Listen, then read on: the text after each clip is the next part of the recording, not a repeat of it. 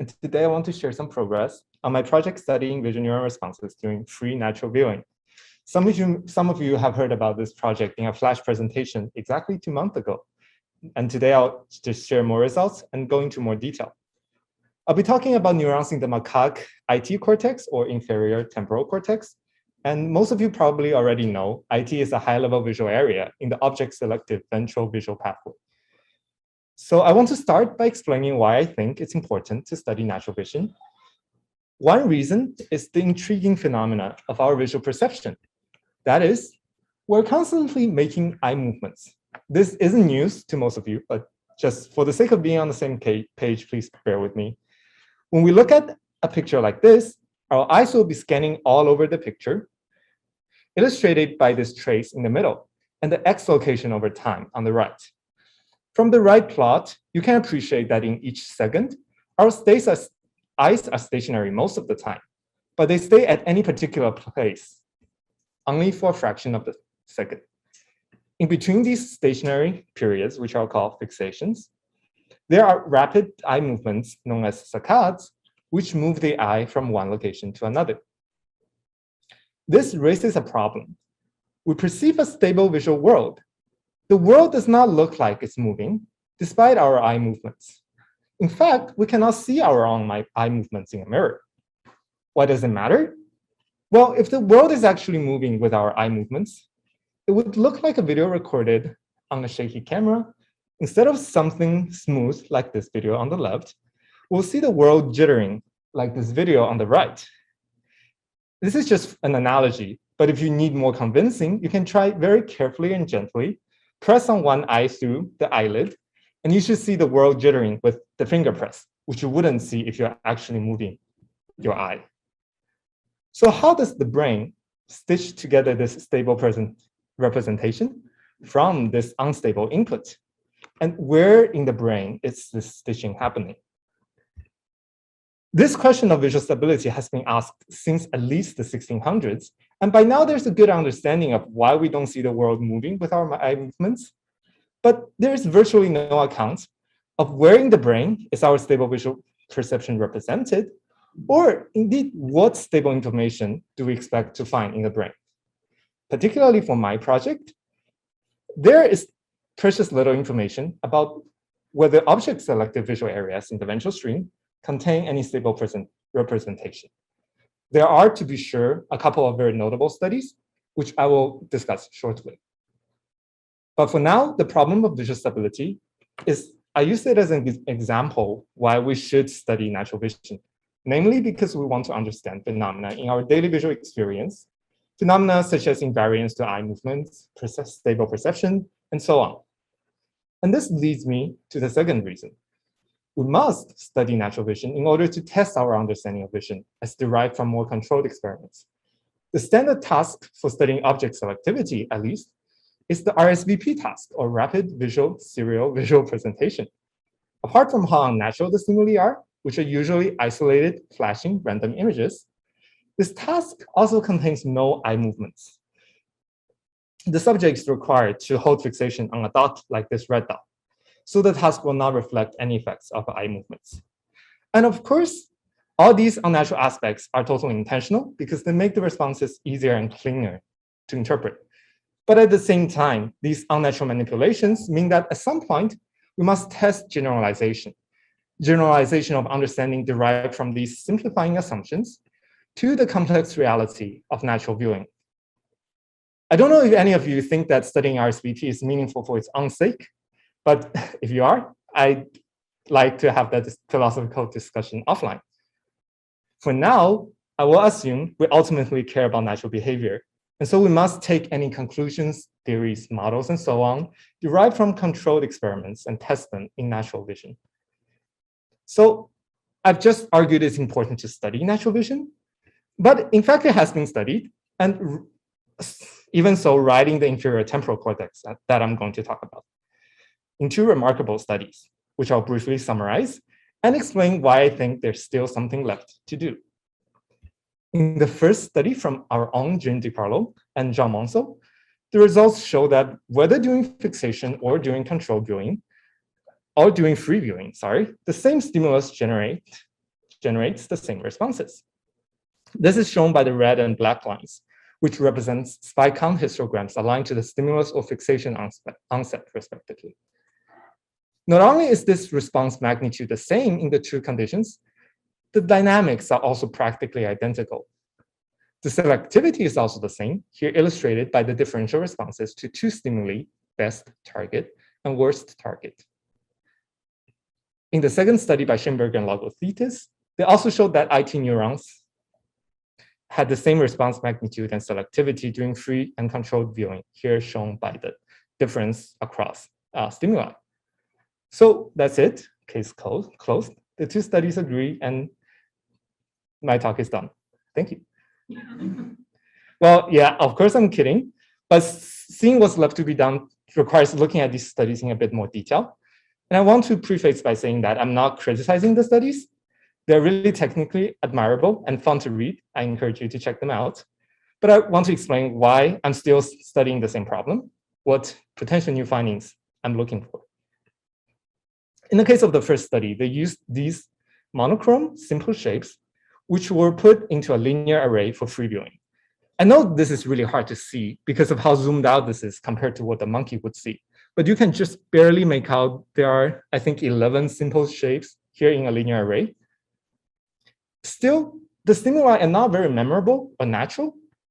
Another way to say that is, if I look at two different arrays of these, I'm not sure I will see one overall scene as different from another. There's no so-called scene gist. In other words, I'm not sure I expect any stable representation that is specific in the sense of being different among different trials. To go into finer detail, this study, as well as the second study, free viewing actually means visual search. In this study in particular, the visual target did not stay constant. The visual scene did not stay constant, but actually changed during each saccade, as represented by these breaks in the, so I guess, space-time worms of the individual shapes. So the stimuli are basically turning on and off during saccades. Moreover, the stimulus that's represented in this plot, this dark gray bar, didn't turn on until during the final saccade. So not only is there no stable visual scene because the scene is changing, it also rules out any predictive responses before the saccade because the target simply wasn't there. And what do I mean by predictive responses? Well, this will be more clear in the second study. Here they used more natural stimuli, a target object, this parrot, for example, that was semi-transparently superimposed on a natural image background. The location of the target is indicated by this red circle, and there's a blow up over here. This is also a visual search task. So the monkey is required to find the target and do a binary classification based on some arbitrary label that was learned. I'm actually lying in this title because this study did report an unexpected result that responses were different during free and what you would expect from controlled viewing. And what that means is that neurons responded to the search target slightly before foveating the target. That's shown here in this dark black line. For comparison, this lighter gray line shows response aligned to the stimulus during controlled viewing. Obviously, here the response can't happen before the stimulus turns on. And to make this effect seem more real, it actually depended on the distance away from the target before the fixation, as shown in this plot. But a predictive response is present even at 12 degrees away compared to the control condition. And by the way, some of you might be wondering why the neuron wouldn't be responding during the whole time, since the target is always on the screen, even before the monkey found it. I have not mentioned this, but even in IT, neurons have rather circumscribed receptive fields, much smaller than the size of the whole image. So most of the time when the monkey is looking at some place on the screen, the target would usually be too far away for the neuron to respond. And to convince you of this, here are the same responses on the left, plotted in color, but also a comparison condition where the response is also taken during the trial interval, plotted by the same size bins, but when the saccade actually ended up somewhere else rather than the target. And there was no predictive response. So at face value, this result seems to contradict the previous study. I should say they're not strictly incompatible, for example, because of the non-constant visual seeing in the first study. But there are further details that I won't go into unless you ask. I'm introducing the two studies here in order to preface the question, what is left for us to learn about free viewing? I kind of primed the answers, so it should not surprise you that, in my opinion, it would be interesting to look at free viewing without any particular task. And while doing so, using naturalistic complex images. And it will be interesting to look at the whole response the entire time over all fixations. These plots that I selected from the two studies only consider the last fixation in the trial when the monkey found the search target. And I think only the second study analyzed the rest of fixations, but not with a high level of detail. So these 3 points are intended for the experiment to approach natural behavior as much as possible. But perhaps more interestingly, I then want to specifically look at properties that could be unique to free viewing, such as predictive responses to the future, like that reported in the Schoenberg and Logothetis study, retrospective responses to the past or history dependence, and potentially whether there's any evidence of a stable visual representation. So finally, I'll get to exactly what I did. Here are my experiments and current results. First, we trained the monkey to do a simple task. It wasn't really a task. The monkeys didn't have to do anything except to look at the images while we tracked eye movements. This timeline illustrates one example experiment. We showed a sequence of images, each one lasting for 1.5 seconds or so, depending on the session. I will call the presentation period a trial, during which time the monkey can freely view the image. And I'll hand wave a bit here and say that although it's not very natural to show each image relatively briefly and in a random sequence, these choices are not essential because I've tried to reproduce the conclusions for each image lasting as long as the monkey cares to look at it. But since the majority of the experiments are run this way, I'm introducing it this way. The plot in the middle illustrates the scan path in one example image that was repeated in several trials. Each color represents a scan path in a different trial. And here are some basic statistics of the looking behavior. As a reminder, in my analysis, fixation always alternated with saccades by definition. So fixation lasted about 200 milliseconds on average, and saccades about 50 milliseconds. That means the monkey made about 4 fixations or saccades per second. The average saccade was 4 degrees. This can be compared to the image size, which was set at 16 degrees. So about the size of a laptop screen at normal viewing distance. I'll play a movie of an example trial. An image will be shown briefly, and this red dot, which represents the eye location, will start moving. The movie will be in real-time speed if it plays. Here it goes. Yeah. So I think there is some stuttering of the eye trace. It should move smoothly, so trust me that it does. And I guess just for fun, I aligned this video instead of in real world coordinates with the fixation center. So now you'll start the image jittering, just to give a sense of what an unstable visual representation would look like. Okay, easy to imagine, but I guess fun to see. So while the monkey was doing that, we recorded neural responses in the inferior temporal cortex, or IT. I don't need to belabor this. IT is a high-level visual area, but it also sits only 1 or 2 synapses away from the hippocampus, where memory is formed. So it's not really a crazy place to look for whether visual stability has been achieved. And for starters, here's the average firing rate over neurons in one experimental session, showing a time window containing a few image presentations. So you can see the neurons responded more during presentation as expected for visual neurons. But now the interesting question is, did fixation and saccades during presentation modulate the response? If I simply realign the same responses to fixation onset, it looks like there's not much modulation. That's shown here by the blue trace. The black is the same on the left, just with a more zoomed in x-axis. So did the neurons not care about fixations? Well, that wasn't the case, but only after we take selectivity into account, as I will now show.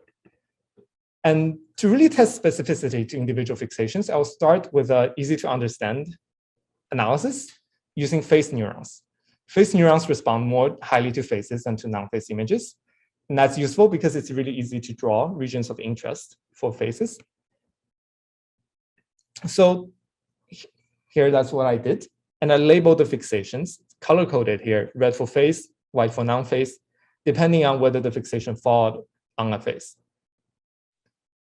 And we selected face neurons from our recording based on what I call the zeroth fixation, which is the period right after image onset, but before the first eye movement. So a period that's essentially the same as RSVP. Because there was no gaze control at image onset, the eye can happen to be on any part of the image. So it could be either inside or outside a face ROI. And I can have some trials containing the two conditions.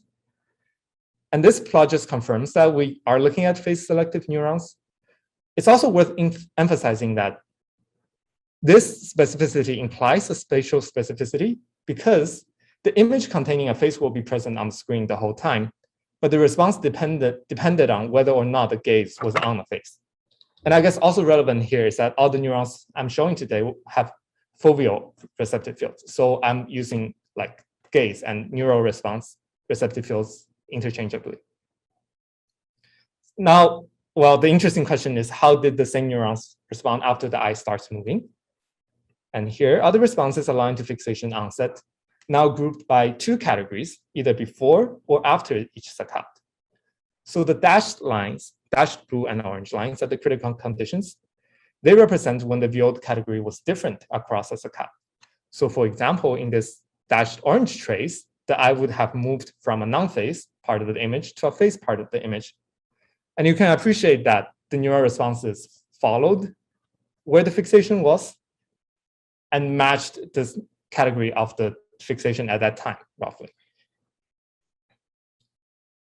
So I think that's a really nice demonstration of specificity to individual fixations.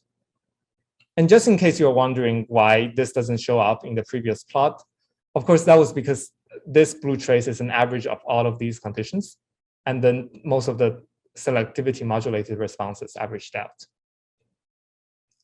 So this analysis already shows a break between IT neurons and perceptions, but one downside is that it's limited to face-selective neurons only. So what about the rest of IT? Ideally, we can test fixation specificity for any neuron without having to draw the appropriate ROI each time, which may anyway not be as clearly defined as faces. To do so, I'm going to show another analysis. And before that, I just want to quickly relate back to one of the studies I introduced, the Schoenberg and local thetis study. And if you recall, I was pointing out this anticipatory response, which in this case, if we take the non-face-to-face saccades as an example, would mean that the response starts to rise before time zero. And as you can already kind of see here, there's little difference between the dashed orange line and the solid blue line. And is this tiny difference real? We could look at this as a function of saccade size, because we would expect this rise to be larger for smaller saccades based on their results. And that split is done in the upper right plot here for non-face-to-face saccades again, but for different saccade size bits. So there's no clear trend for the response before time zero. And if anything, I think the responses are a little higher for large saccades than for small saccades. So my results are more in line with no anticipatory responses. But I'm not entirely ruling this out, although I will not show analysis that specifically look at this because the results are a bit ambiguous. I'm still trying to figure out. But we will have another look at this switching time of selectivity issue in the next analysis designed for general selectivity. This analysis is based on return fixations, which are fixations on the same image that landed near each other, either within the same trial or across trials when the same image was repeated. This figure illustrates scan paths as before, but now the black points connected by thick lines indicate which fixations are paired as returns. And I define that with a threshold of 1 degree of visual angle. Return fixations are useful because if neurons cared about where exactly each fixation is at, between a pair of return fixations, responses should be more similar than between, well, random fixations. And furthermore, this specificity should be time-specific, which is to say anchored to the interval of the fixation being paired. So to illustrate this analysis, these scatter plots show firing rate of one example neuron across many return fixations. Each point represents one pair of return fixations, and the two subplots show 2 time bins relative to fixation onset. Each time bin is 25 milliseconds in size and centered on the times labeled here. So the X and Y axis shows firing rate in one of the return fixation pairs. And I hope you can see that although the effect is subtle, the points are gathering more closely to the diagonal on the point on the right, which shows that responses are getting more similar, but only after the paired fixation started. This subtle effect can be captured well with Pearson's correlation, and we could plot this correlation over time. To make it even better, we could plot for comparison if the previous fixation, the one before time 0, was paired rather than the current one, the one after time 0. So from this, you can appreciate that responses were more similar during the period of the fixation being paired on. So this is for this one example neuron, and here is an average across neurons. The little histograms show the boundaries of the previous and current fixations, which gives a sense of how long you should expect this consistency to last. Keeping in mind that, of course, nearby fixations in time are also self-similar because of generally small saccade sizes. So that's why the correlation doesn't drop to 0 around this after the fixation ends. So this qualitatively agrees with the face-specific analysis in showing that responses are tied to individual fixations. And the benefit of this analysis, of course, is that we can now repeat it across arrays with different selectivity profiles without having to define RIs for each type of selectivity. And what does this result matter? I just want to emphasize that perception probably isn't sensitive to individual fixations, and it also probably doesn't change every few 100 milliseconds. But this result shows that IT responses do both. They faithfully track individual fixations and change with each new fixation. And since IT is already at such an advanced stage of visual processing, it's interesting that still the brain has not solved the problem of visual stability. Okay. Yes. You're saying this idea that if the brain had solved the problem of visual stability, there would be no change at all when it made a saccade? Is that the idea?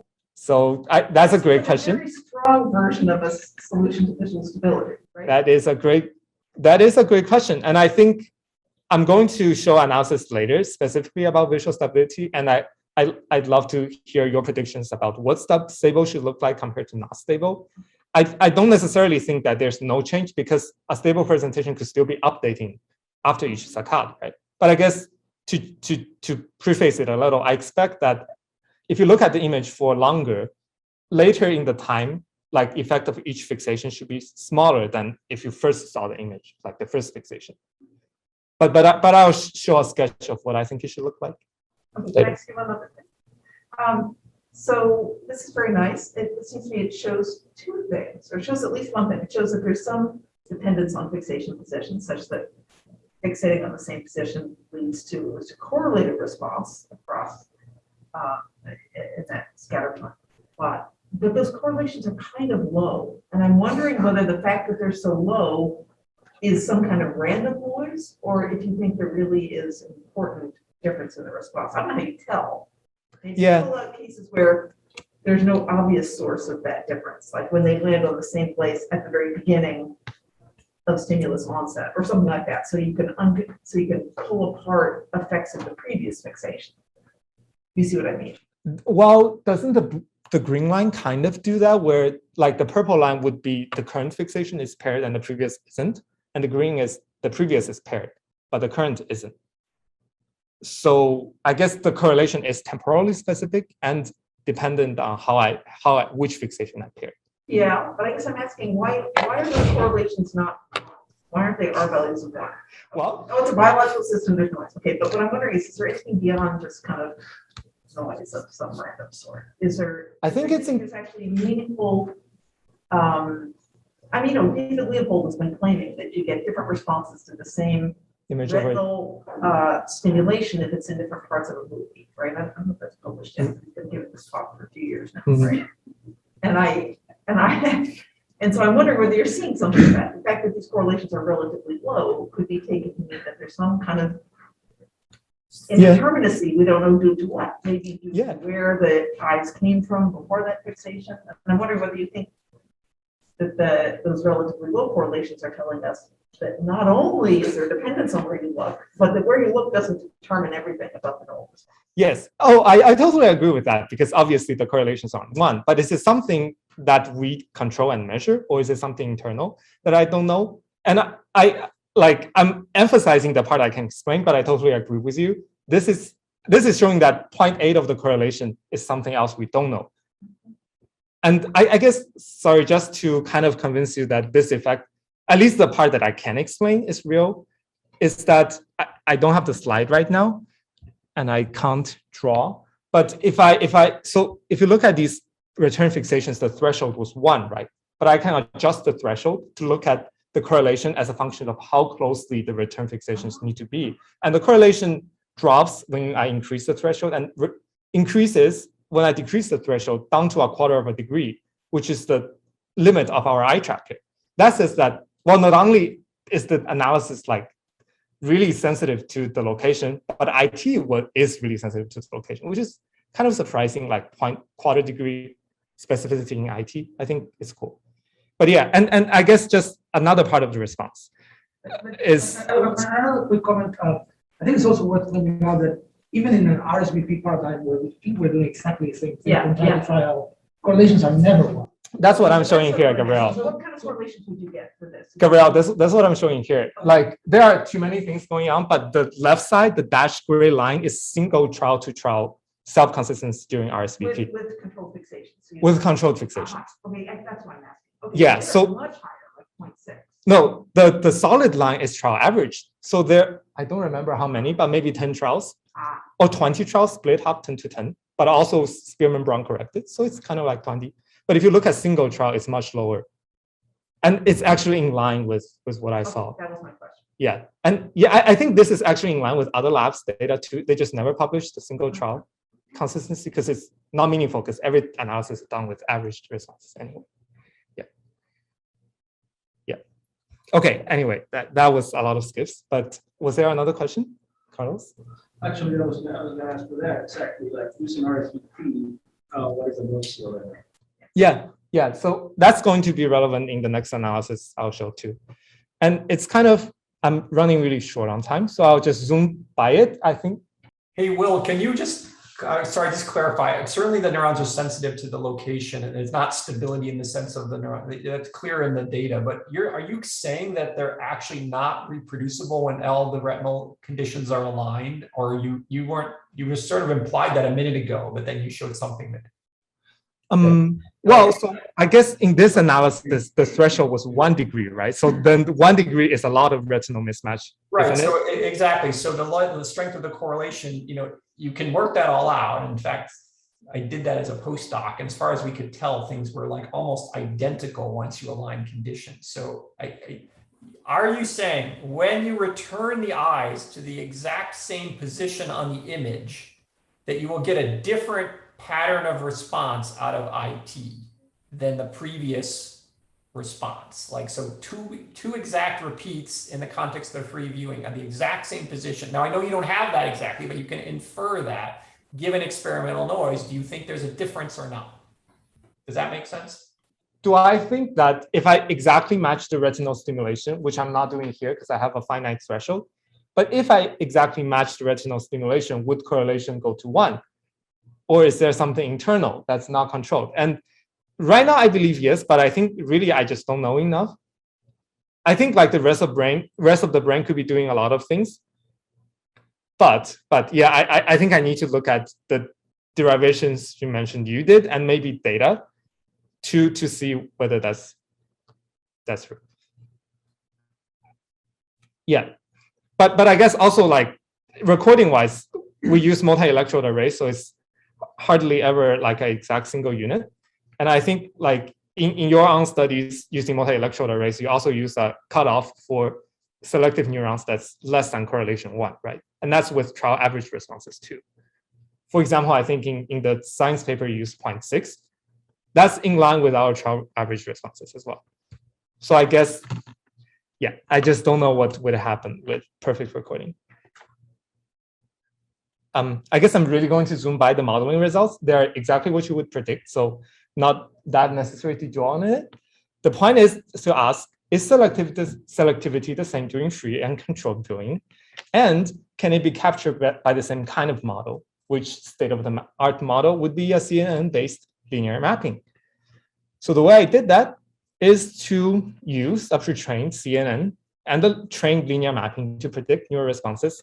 But to adapt it to free viewing, use crop windows centered on fixation. And here was the plot. Well, in addition, I took those crop windows and ran them in a separate experiment under RSVP. So now in this plot, gray line shows neural self-consistency.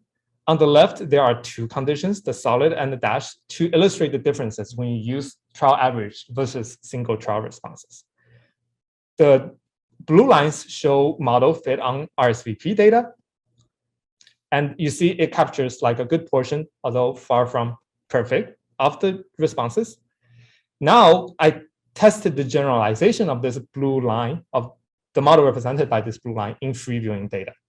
That's shown by the results on the right. And you can see that they're doing basically as well as the self-consistency allowed.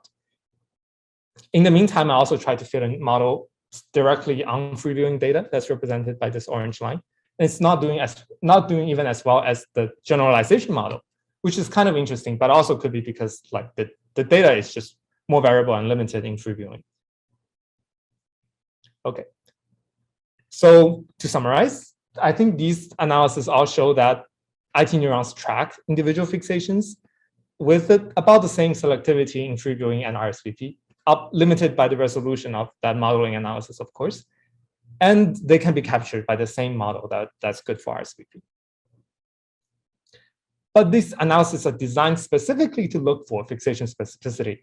In other words, they're not trying to look for any special properties of free viewing, for example, visual stability.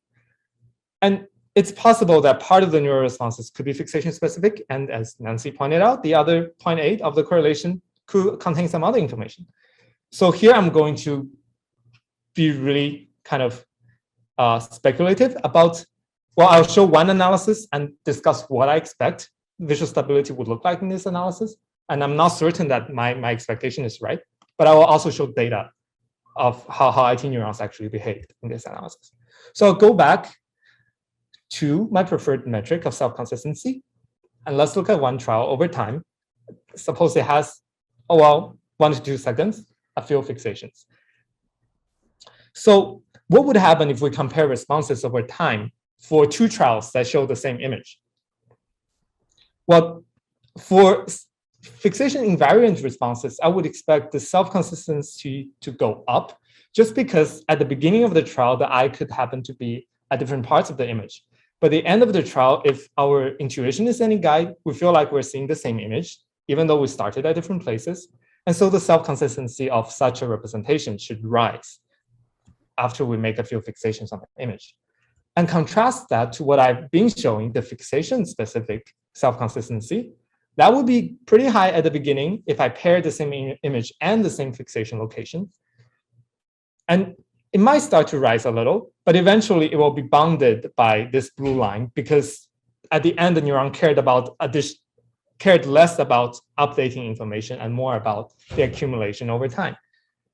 And I could also contrast that to if I deliberately restricted analysis to fixations far away from each other, then again, at the beginning, I would expect the responses to be dissimilar. But at the end, it should not matter if the fixation at the end happened to be far apart, as long as the whole trial was on the same image and the monkey kind of sufficiently explored the image. This is what I expect. And this is what IT data actually shows. The self-consistency condition on the same image is not rising over time. In fact, all the self-consistencies are dropping. I don't know exactly why. It could be related to adaptation, but I just don't know. But this spread between pairing fixations and deliberately keeping fixations far away from each other, like they consistently over the whole trial resulted in higher and lower response self-consistency. So I don't know if people are convinced that this shows in IT, they're not basically accumulating. Obviously, a monkey that started at different places or on the image over different trials could just not have explored the whole image sufficiently. And yeah, that's a possibility. Before we look really hard for stable visual presentation, I do want to recheck our assumptions and ask if it is just an illusion, the stable visual world. Of course, there are a bunch of qualifications because obviously we can infer where things are without looking at them in typical context. And if we like specifically want to remember where some things are, we can. Even though when we're not specifically like remembering any particular thing, there's evidence showing that visual search doesn't use memory. And if people have like disagreements for, here I'm like playing devil's advocate and saying there's no stable representation in an automatic process. So if people have references that argue against that, I would love to hear about them. So I did not show an analysis of history dependence, but I'm going to conclude that so far there's no evidence of stable representation. And I think I'll stop here. I have more analysis to show if people are curious. But well, okay, just quickly, if everything is predicted by what we already expect, what does it matter, right? So I think, well, first, it's a good vindication of not only controlled viewing, but previous studies on free viewing, even not using directly free viewing paradigms. And I think the analysis method developed here, I think they are directly applicable to natural behavior. And there are already studies that simultaneously record head-mounted camera video, eye tracking, and neural signal. And I think these analyses can be already applied to those data to directly infer about natural behavior. So I think like methodologically, it is useful. With that, thank you for listening, and I'm happy to take questions.